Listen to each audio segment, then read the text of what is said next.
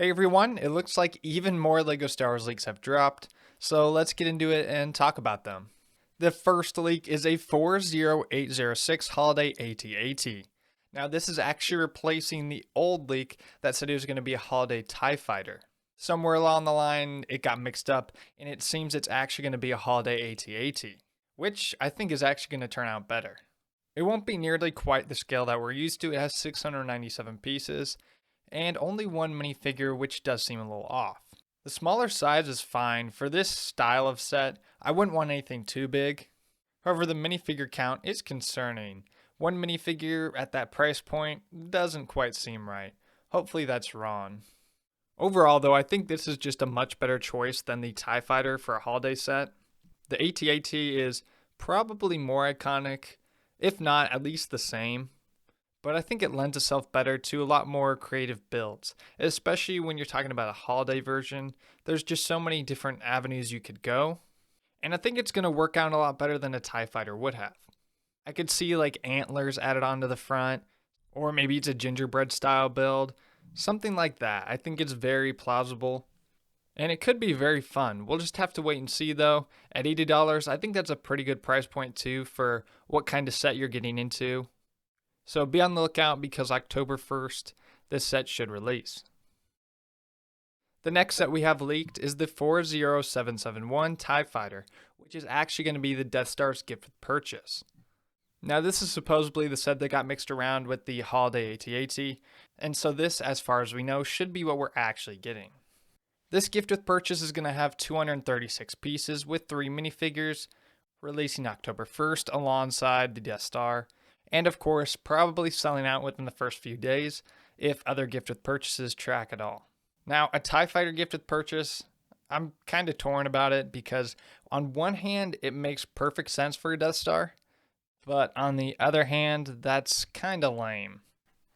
I mean, come on, we see TIE Fighters literally almost every other year. At this point, I don't even know how many iterations they've made of it. And at 236 pieces, it's probably not going to be all that big or detailed that well. My only hope is that it'll be in scale more with the Death Star, giving it a better look, and in that sense I could see it working. The 3 minifigures is also nice. I feel like that's a very good amount, and it'll help make up for the shortcomings of the set. Truthfully though, I'm kind of thankful that it's nothing too special because this way I won't have to go out of my way to buy the Death Star day one, which I can already tell you I probably wasn't going to anyway, but this way I don't have to fret about it and worry, and I'm sure much of you feel the same way. Our next leak is regarding the 75407 LEGO Star Wars logo, and for that set we actually have a leak that makes it a little more intriguing. Apparently on the interior it's going to open up and you can see the opening scene to A New Hope, the Tantive 4 being chased by an ISD. I'm not exactly sure how they're going to fit that in there, but it sounds pretty neat. And it would be a nice little addition to the build because, again, I already mentioned this before, I feel like right now it's lacking. If they gave us just the Star Wars logo and that's it, that'd be a bit boring. So if it opens up, that's definitely a plus. This next leak has me very worried, but I don't really believe it. Part of that is just wishful thinking, but realistically, I don't see how it's true. This source says that it is not going to be a UT-AT, or at least that decision isn't unanimous. Not every LEGO leaker is believing right now that the 75413 set is going to be a UT-AT.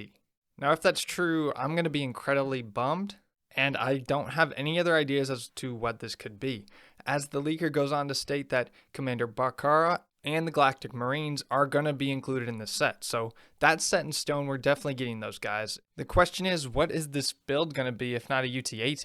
I am still a believer that that's what it will be. It just makes the most sense. The only other build we see around these guys is a big Tri-Droid, which would probably fit more in line with the piece count. However, I just don't think they do this, especially for $150. So I'm still heavily in the camp that it's a UT-AT. But this is something to know and worry about. We'll have to wait and see how this goes because apparently even the leakers are torn on it and aren't sure what's going on.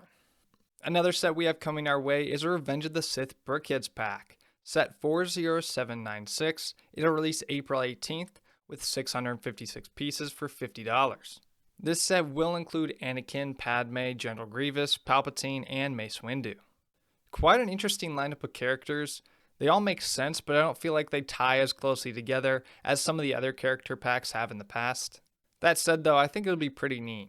Grievous's, I'm especially curious how that'll turn out. I'm not a big Brickhead's fan, but he's obviously going to lend the builders some challenge. I mean, his design and his forearms is just so different. They probably won't make anything too special, but it does have my interest peaked. And with that, we seem to be all cut up on LEGO Star Wars leaks for the meantime. Now, these have been dropping like crazy for the last few days, so I might have another video coming soon, maybe not. Who knows? There's been a lot to cover recently. Let me know your thoughts on all the recent leaks we've had down below, and what sets you'll be picking up day one. Like and subscribe for more content, and until next time, I'll see you guys later.